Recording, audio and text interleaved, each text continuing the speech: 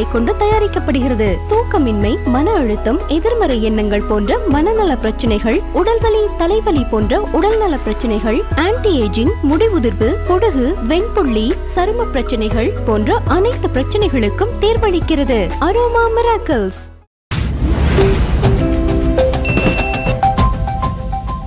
திரைத்துறையிலிருந்து எல்லாரும் அரசியலுக்கு படையெடுக்க ஆரம்பிச்சுட்டாங்க அப்படிங்கிற ஒரு செய்தி பரவலாக பேசப்பட்டு இருக்கு. தனுஷ் அவர்களுடைய பிறந்த நாளை முன்னிட்டு ஒரு ரத்த தான முகாம் நடத்துகிறாங்க. அங்கே அவர் பேசிய சில விஷயங்கள் அரசியலுக்குள்ளே வரப்போறாரோ, விஜய் அவர்களுடைய வெற்றியை தொடர்ந்து அவர் முதலமைச்சரான பிறகு பல நடிகர்களுக்கும் இந்த கனவு வந்துடுச்சோ, அதனுடைய துவக்கப்புள்ளி தான் தனுஷ் அவர்களுடைய இந்த பேச்சோ அப்படின்ற சலசலப்புகள் எழுந்திருக்கு. நீங்கள் எப்படி பார்க்குறீங்க சார்? உண்மைதான். அவருடைய பேச்சை பார்க்கும்போது நமக்கும் அந்த சந்தேகம் வந்ததை தவிர்க்க முடியல. தனுஷை நம்ம ரொம்ப நாளாகவே பார்த்துக்கிட்டு இருக்கோம். ஆனால் இது நாள் வரை பார்த்திங்கன்னா அவருடைய செயல்களில், பேச்சில் எந்த அரசியல் சாயலும் இல்லை. ஆனால் சமீபத்தில் நடைபெற்ற அந்த திருவள்ளூர் நிகழ்ச்சிக்கு பிறகு பார்த்தா, அடடா இவரும் அரசியலை நோக்கி நகர்றார் போல இருக்கு அப்படின்னு தான் நினைக்க தோணுது. என்ன காரணம் அப்படின்னா, உங்களுக்கு தெரியும், சில வாரங்களுக்கு முன்பு அந்த தனுஷ் ரசிகர் மன்றத்தினுடைய கொடி ட்ரெண்ட் ஆச்சு. நம்ம விசாரிக்கும் போது என்ன சொன்னாங்க, இல்லைங்க அந்த கொடி ரொம்ப வருஷமாகவே இருக்குது, இப்போ தான் அது ஒரு பெரிய அளவில் வைரல் ஆச்சு அப்படின்னு சொன்னாங்க. அது நம்புவதற்கு கொஞ்சம் கஷ்டமாக தான் இருந்தது. என்ன காரணம் அப்படின்னா, விஜயினுடைய வெற்றிக்கு பிறகு தான் இவங்க அந்த கொடி, ரசிகர் சந்திப்பு, நலத்திட்டம் அப்படின்லாம் இவங்களுக்கு தோண ஆரம்பிச்சிருக்குன்னு எனக்கு தோணுது. என்ன காரணம் அப்படின்னா, அதுக்கு முன்ன வரை நடிகர்கள் அரசியலில் ஜெயிக்க முடியாது அப்படிங்கிறது தான் பெரும்பாலானவருடைய கருத்தாக இருந்தது. இப்போ உதாரணத்துக்கு விஜய் அரசியலுக்கு வர்றாரு, கட்சி ஆரம்பிக்க போகிறாரு அப்படிங்கும் போதும் சரி, கட்சி தொடங்கிய பிறகும் சரி, இவர் இன்னொரு எம்ஜிஆர் ஆக முடியாது அப்படிங்கிறது தான் பலருடைய அபிப்பிராயமாக இருந்தது. இன்ஃபேக்ட் என்னுடைய கருத்தும் கூட அதுதான். அரசியலுக்கு இவர் வந்துட்டார், எதை ஜெயிப்பார், 1-2 தொகுதியில் ஜெயிக்குவார், அவ்வளவுதான். அதுக்கு மேலாம் இவர் பெரிய அளவில் அரசியலுக்கு வர முடியாது அப்படின்னு விஜயினுடைய அரசியல் குறித்து எல்லாருக்குமே ஒரு கருத்து இருந்தது. அதை தாண்டி இன்றைக்கு முதலமைச்சர் நாற்காலியிலே அவர் போய் உட்காந்துட்டார். ஸோ அதற்கு பிறகு ஒவ்வொரு நடிகர்களுக்குமே இப்படி ஒரு ஆசை அதிகரிச்சிருக்குன்னு நினைக்கிறேன். ஆசை புதுசாக உருவாகி இருக்குன்னு நம்ம சொல்ல வரல, அது ஏற்கனவே இருந்திருக்கும். ஆனால் நம்ம எங்கே ஜெயிக்க போகிறோம், சினிமாக்காரங்களை எங்கே ஜெயிக்க வைக்க போகிறாங்கன்னு ஒரு அவநம்பிக்கையும் கூடவே இருந்திருக்கும். ஆனால் அந்த விஜயினுடைய வெற்றிக்கு பிறகு அந்த அவநம்பிக்கை நகர்ந்து எல்லாருக்குமே அது நம்பிக்கையாக மாறிடுச்சுன்னு நினைக்கிறேன். அதனுடைய வெளிப்பாடு தான் இப்போ சமீபத்திய அந்த தனுஷின் பிறந்த நாள் நிகழ்ச்சி. பட் அதை நம்ம ஈக்குவேட் பண்ண முடியாதுல்ல சார், அது பேலன்ஸ்டாக பார்க்க முடியாதுல்ல. இப்போ விஜய் அவர்களுக்கு இருக்கக்கூடிய ரசிகர்கள், விஜய் அவர்களுக்கு வந்த அந்த கூட்டம், இது எல்லாமே அப்படியே தனுஷ் அவர்களுக்கும் கிடைக்குமா, அது அப்படியே வாக்குகளாக மாறுமா, இந்த கேள்விகள்லாம் இருக்கு. ஏன்னா எம்ஜிஆர் அவர்களால் ஜெயிக்க முடிஞ்சது, சிவாஜி கணேசன் அவர்களால் ஜெயிக்க முடியல. இந்த மாதிரியான வைஸ் வர்ஸாலாம் இருக்குல்ல. அதாவது எம்ஜிஆருக்கு பிறகு அப்படின்னா அது விஜய் தான்.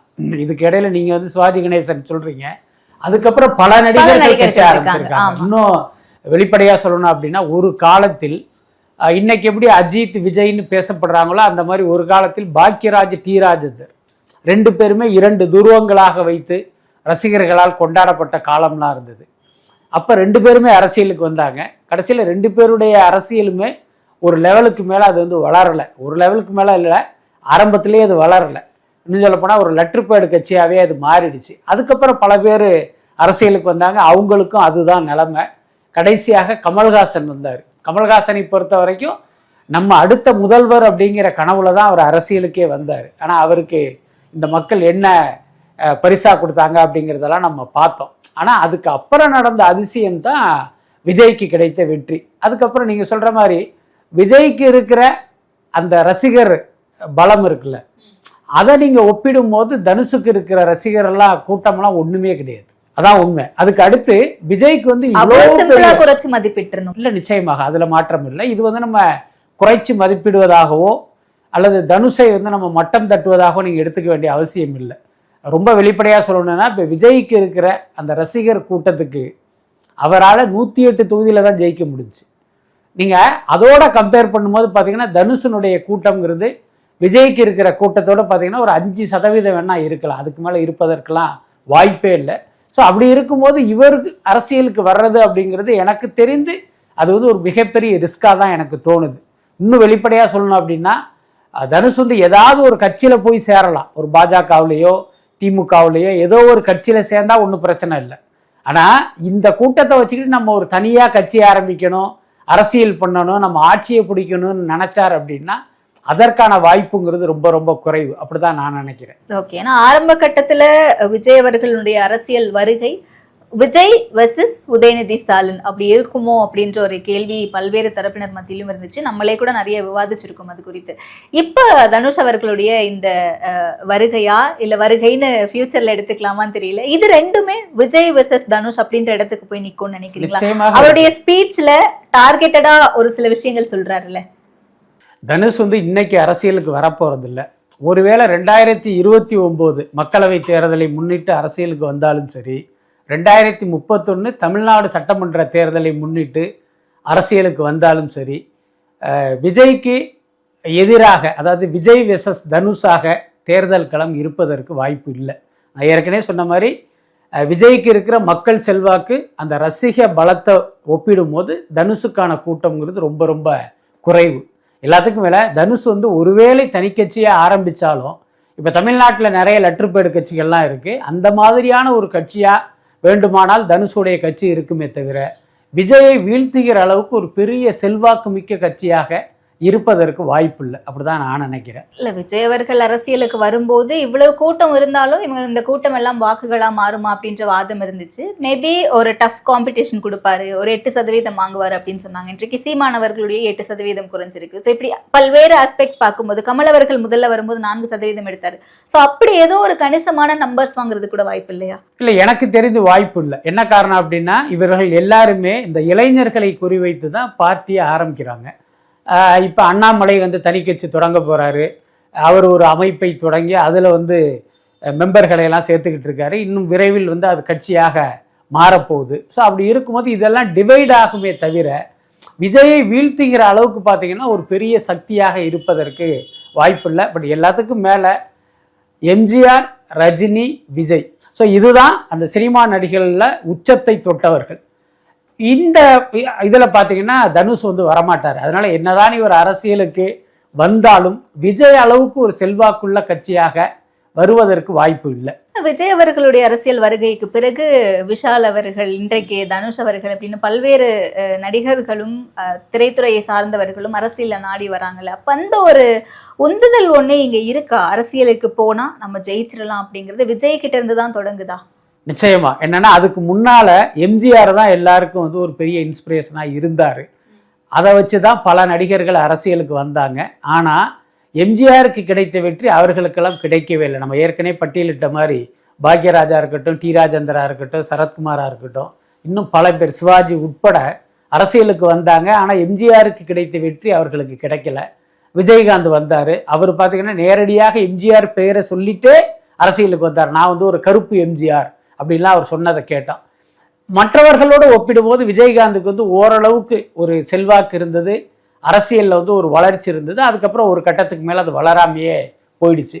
ஸோ அதை வச்சு ஒரு பொது கருத்து என்ன அப்படின்னா, இனி ஒரு எம்ஜிஆர் உருவாக முடியாது அப்படிங்கிறது தான் ஒரு பொதுவான கருத்தாக இருந்தது. ஆனால் விஜயினுடைய வெற்றிக்கு பிறகு அந்த கருத்தோட்டம் மாறி இருக்கு.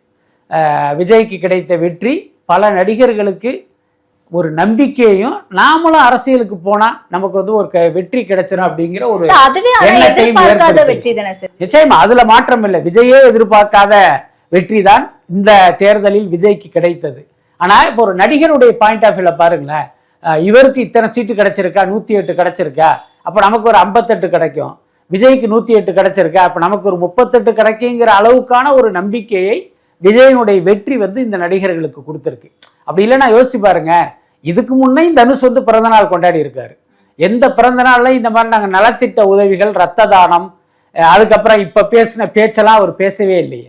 ஸோ இந்த முறை அப்படி பேசியிருக்காரு அப்படின்னா என்ன காரணம்னா, இப்போ விஜய் அரசியலில் ஜெயிச்சிட்டாரு. இப்போ அதையொட்டி நம்ம வந்தோம்னா நமக்கு ஒரு வெற்றி கிடைக்குங்கிற அந்த நம்பிக்கை தானே காரணமாக இருக்க முடியும். அதுலயும் மென்ஷன் பண்றாரு, 2019லயும் இந்த மாதிரி மிகப்பெரிய ஒரு அளவிலான ரத்த தான முகாம் நடத்தி இருக்கோம், ஆனா நம்ம இப்ப என்னவோ புதுசா பண்ற மாதிரி பேசுறாங்கன்ட்டு அதெல்லாம் அப்ப கணக்குல எடுத்துக்க முடியாதா? இப்ப நம்ம கேள்வி என்னன்னா, 2019 நடத்திய நீங்கள் ஏன் 20ல நடத்தல, 21ல நடத்தல, 26க்கு முன்பு இத்தனை வருடங்கள் ஏன் நடத்தாம இருந்தீங்க, ஏன் இப்ப நடத்துறீங்க அப்படின்னா இதுதான் காரணம். எல்லாத்துக்கும் மேல இவ்வளவு நாள் நீங்க ரத்த தான முகாம் நடத்துறீங்க, ரசிகர்களை சந்திச்சிருக்கீங்க, அவங்களோட ஃபோட்டோ எடுத்துறீங்க, அவங்களுக்கு விருந்து கொடுத்துறீங்க, இது எல்லாமே நடந்தது, அதெல்லாம் மாற்றமே இல்லை. ஆனால் இந்த முறை தனுஷுடைய பேச்சு, நீங்கள் கடந்த காலத்தில் தனுஷுடைய பேச்சையும் இப்போ உள்ள பேச்சையும் பார்த்தீங்கன்னா அதில் ஒரு சின்ன வித்தியாசம் இருக்குது.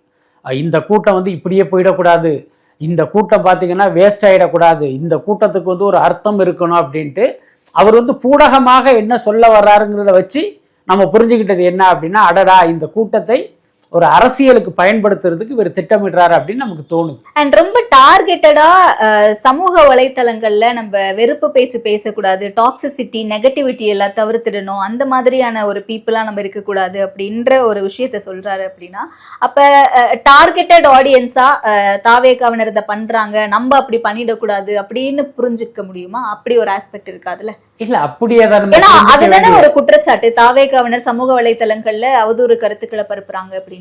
இல்ல அப்படி நம்ம எடுத்துக்க வேண்டியது இல்லை. நீங்க தனுஷை பொறுத்த வரைக்கும் பாத்தீங்கன்னா அவருடைய ஒவ்வொரு படங்கள் வரும்போதும் ஒரு நெகட்டிவான ரிவ்யூங்கிறது வந்து அந்த படத்தினுடைய வெற்றியை காலி பண்ணுகிற அளவுக்கு தொடர்ந்து நடந்துகிட்டு இருக்கு. அதற்கு தாவேகாவினர் காரணம் இல்லை, அல்லது விஜய் ரசிகர்கள் காரணமாக இருந்ததில்லை. கடந்த காலத்தை பொறுத்த வரைக்கும் தனுஷ் படம் வரும்போது சிம்பு ரசிகர்கள் பார்த்தீங்கன்னா அந்த படத்துக்கு எதிராக வந்து நெகட்டிவான ஒரு பிரச்சாரத்தை வந்து முன்னெடுப்பாங்க.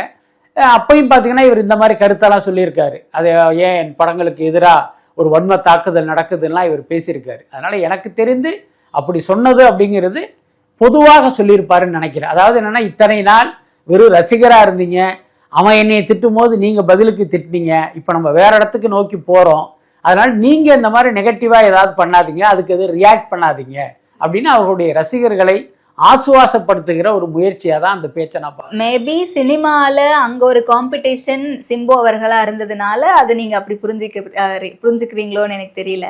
ஆனால் அரசியல்னு வரும்போது அந்த இடத்துல காம்படிஷன் ஆப்வியஸ்லி ஆளும் கட்சியை தானே பார்ப்பாங்க. அதாவது அப்படி அதற்கான ஒரு மெசேஜை நம்ம எடுத்துக்க முடியாது. அது எல்லாத்துக்கும் மேலே நம்ம புரிஞ்சிக்க வேண்டிய விஷயம் என்னன்னா, அவர் அரசியல் குறித்து வெளிப்படையாக எதுவும் சொல்லலை. அங்கே நடந்த விஷயங்களை வைத்து நலத்திட்ட உதவிங்கிற பேரில் இலவச ஆட்டோ கொடுக்குறாங்க, பல பேரை காலில் உழ வைக்கிறாங்க, இவர் இப்படி பேசுறாரு, இதையெல்லாம் வச்சு இப்போ நாம் தொகுத்த விஷயம்தான் இவர் அரசியலுக்கு வரப்போறார் அப்படிங்கிறது.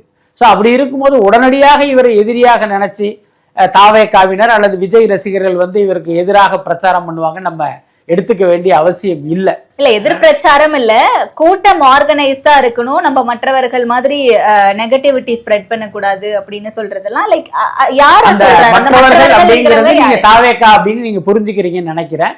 எனக்கு தெரிந்து அது மற்றவர்கள் தான், தன்னுடைய ரசிகர்கள் தவிர்த்து மற்றவர்கள் அப்படின்னு தான் நம்ம இப்போதைக்கு எடுத்துக்க முடியும். இன்னொன்று, தனுஷுக்கே தெரியும், விஜய்க்கு எதிராகவோ விஜய் ரசிகர்களுக்கு எதிராகவோ நம்ம பேசணும் அப்படின்னா அது வந்து ஒரு மிகப்பெரிய ஒரு விளைவை ஏற்படுத்துங்கிறது அவருக்கு தெரியும். அதனால எனக்கு தெரிந்து அந்த அர்த்தத்தில் அவர் பேசியிருக்க மாட்டார் அப்படின்னு தான் நான் நினைக்கிறேன்.